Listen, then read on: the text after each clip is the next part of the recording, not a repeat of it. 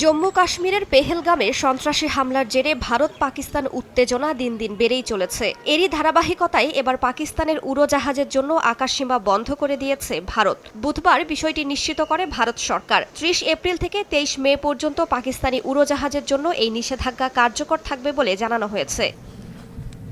ভারতীয় সেনাবাহিনীকে পূর্ণ স্বাধীনতা দেওয়ার একদিনের মাথায় জাতীয় নিরাপত্তা উপদেষ্টা বোর্ড বা এনএসএবি পুনর্গঠন করেছেন দেশটির প্রধানমন্ত্রী নরেন্দ্র মোদী। পুনর্গঠিত বোর্ডের প্রধান করা হয়েছে ভারতের গোয়েন্দা সংস্থা এর সাবেক প্রধান অলোক যোশীকে। সঙ্গে রাখা হয়েছে বিমান, নৌ ও স্থলবাহিনীর সাবেক শীর্ষ সামরিক কর্মকর্তাদের। বোর্ডে ঠাঁই পেয়েছেন ২ সাবেক পুলিশ কর্মকর্তা ও একজন সাবেক কূটনীতিকও। এই উপদেষ্টা বোর্ডের কাজ হবে ভারতের নিরাপত্তা পরিস্থিতি পর্যবেক্ষণ করে জাতীয় নিরাপত্তা কাউন্সিলকে সুপারিশ দেয়া, যার শীর্ষে রয়েছেন প্রধানমন্ত্রী মোদী। আর নিরাপত্তা উপদেষ্টা হিসেবে রয়েছেন অজিত দোভাল।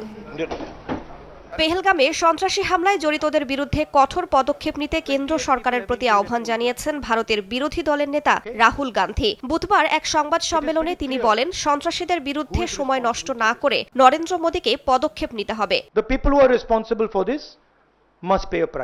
চলমান উত্তেজনা কমাতে পাকিস্তানের প্রধানমন্ত্রী শাহবাজ শরীফ এবং ভারতের পররাষ্ট্রমন্ত্রী এস জয়শঙ্করকে আহ্বান জানিয়েছেন যুক্তরাষ্ট্রের পররাষ্ট্রমন্ত্রী মার্কো রুবিও। বুধবার ফোন করে দুদেশের মধ্যকার সংকট মোকাবিলায় গুরুত্বারোপ করেন তিনি। দক্ষিণ এশিয়ায় শান্তি ও নিরাপত্তা বজায় রাখতে পাকিস্তানের সঙ্গে কাজ করার জন্য ভারতের প্রতি আহ্বান জানানোর পাশাপাশি তদন্তে পাকিস্তানি কর্মকর্তাদের সহযোগিতার কথাও বলেন মার্কো রুবিও।